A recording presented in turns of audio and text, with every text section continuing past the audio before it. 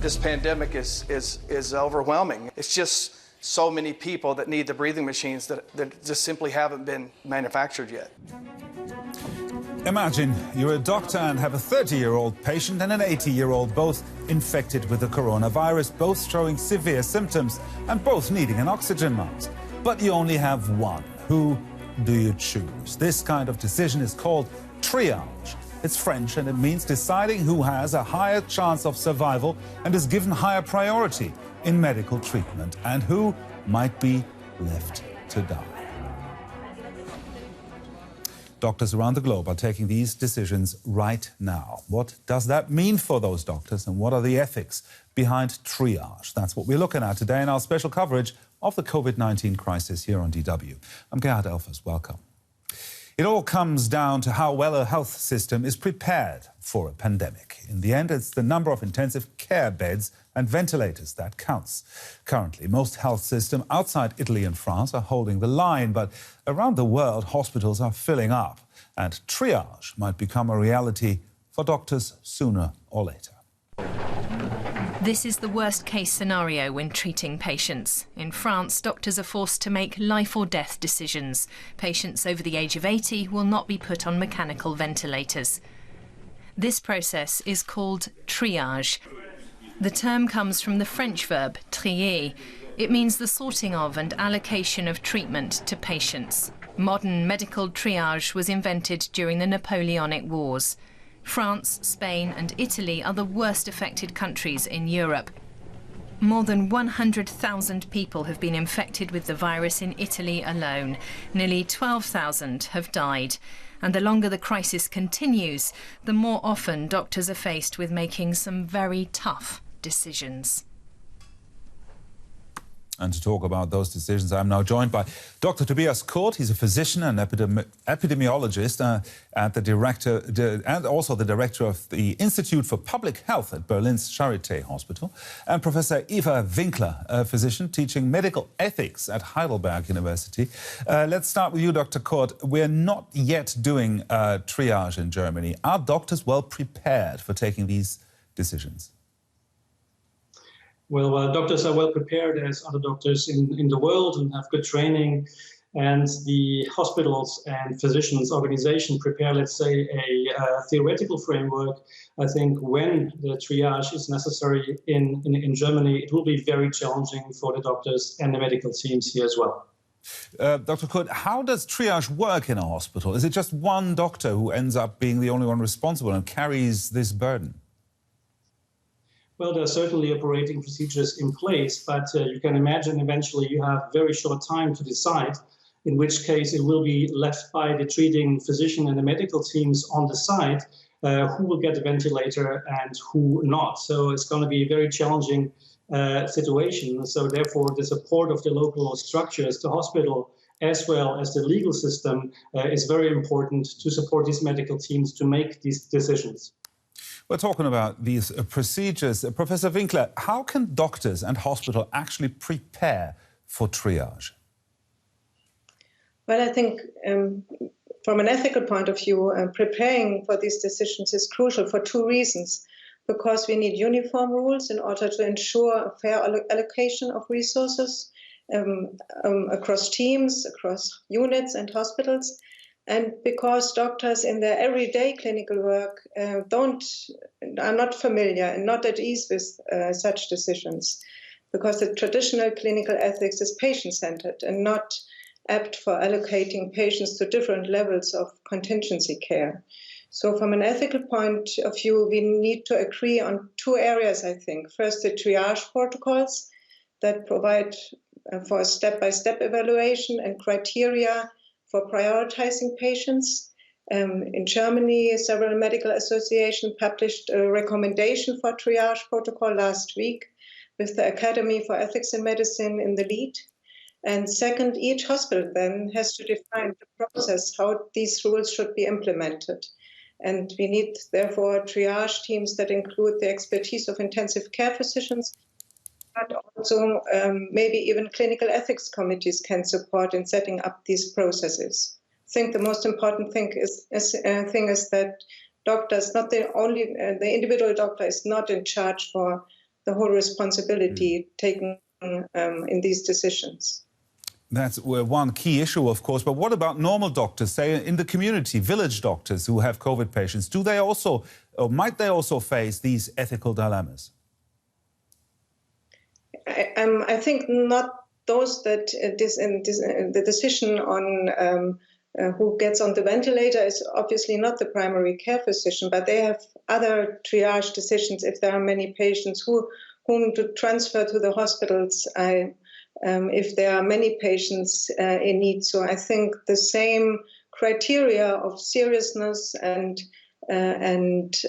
comorbidities that go into the triage protocols in the hospitals can also be applied in the periphery for the normal primary care physician, or will be at least of importance for him or her. Dr. Kurz, coming back to you, how well can you predict, actually, whether a person will probably die even if treated? Isn't that also a bit of a lottery there? But there are certain physiologic parameters and medical history paired with the medical experience of the treating physician that will help to support your decision. But there's no certainty that the to be made decision is the right one. Also, there's a learning curve, as we know from Italy and Spain, that the teams make different decisions depending on the situation, and there will be certainly a learning curve. However, I'm very convinced that the medical teams will do their very best to really do this triage to the best of their knowledge. Professor Winkler, coming back to you, as an ethicist, what can you tell a frontline doctor who's facing a decision like that? Could you give us an example? Well, I think first it would be important to acknowledge that these are tough decisions that are kind of at odds with our common doctor's ethics, and somehow address the tragedy of such dilemmas. And then coming back to those rules and protocols that we have now set up, saying that there are different phases of a pandemic, and if you have not enough ventilators for all patients in needs, you have to prioritize those whom you are more certain that you will that they will survive than others. And there we have clearly laid out criteria, so that, as Professor Kurz said, is the current situation of the patient, comorbidities, frailty is in criteria. But for example, age is not in criteria that went into our recommendations in Germany. And I think the third thing that I would recommend is make the doctor aware of available supports in psychological terms, because we know that this is really a moral and otherwise stressing situation. And these structures are built up now in the hospital as well to relieve the staff in triage situations. Professor Eva Winkler and Dr. Tobias Kurz, thank you very much.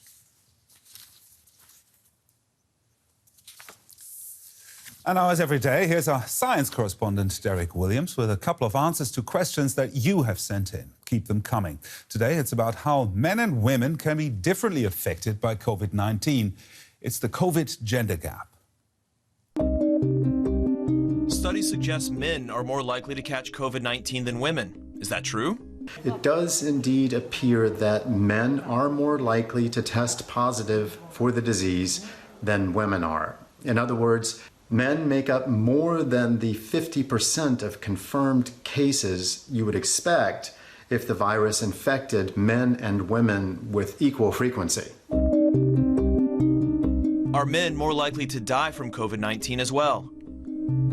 Here the data is more conclusive, and what it's saying is that men are more likely to die after infection with COVID-19 than women are. The numbers are very striking, for example, in Italy, where over 70% of the confirmed patients who succumbed to the disease were men. So the coronavirus really does appear to be more lethal for men than it is for women.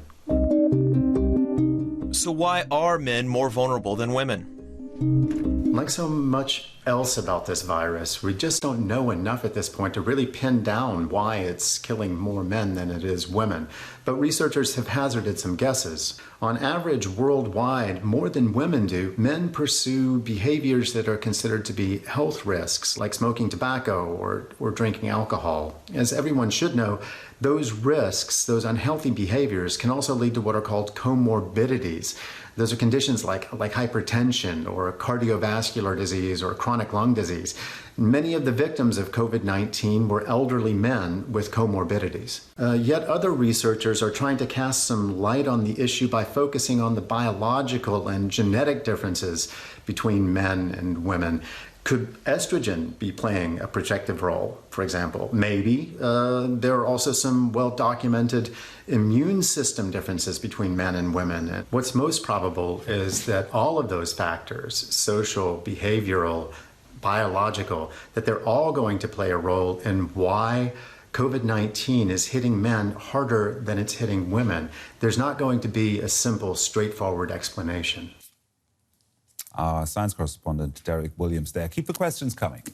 And that was our COVID-19 special. For more on the pandemic, do check out our social media channels and our website, that's dw.com, of course, which has dedicated COVID-19 pages in 30 languages. And now we want to leave you with a few images from Egypt, the famous Great Pyramid, emblazoned with messages of unity and solidarity with those battling the novel coronavirus across the globe. For the first time last night, "Stay safe" and "Thank you those keeping us safe" flashed across the towering structure at the Giza Plateau.